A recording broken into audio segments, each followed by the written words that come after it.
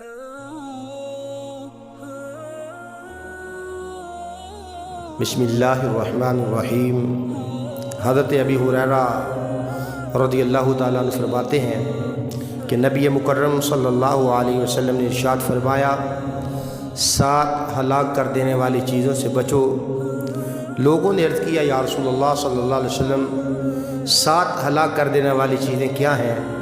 तो रसूलुल्लाह सल्लल्लाहु अलैहि वसल्लम ने इरशाद फरमाया, अश्शिर्कु बिल्लाह, अल्लाह ताला के साथ किसी को शरीक ठहराना, वस्सिहरु, और जादू यानी कि जादू करना और करवाना, ये दोनों इसी में आते हैं। और तीसरी बात, अल्लाह के हबीब सरवर कौनैन सल्लल्लाहु अलैहि वसल्लम ने इरशाद फरमाई, किसी जान को नाहक कत्ल करना, इससे भी बचो।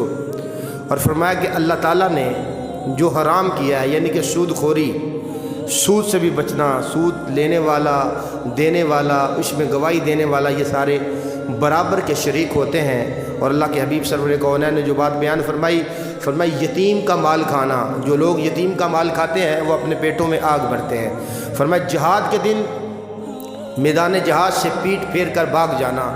और फरमाया पाक दामन मोमना औरत के ऊपर ज़िना की, बुराई की तोहमत लगाना, ये एक ऐसे गुनाह है। फरमाया ये 7 गुनाह हलाक कर देने वाले हैं। अल्लाह ताला हमें इससे बचने की तौफीक अनीक अता फरमाए।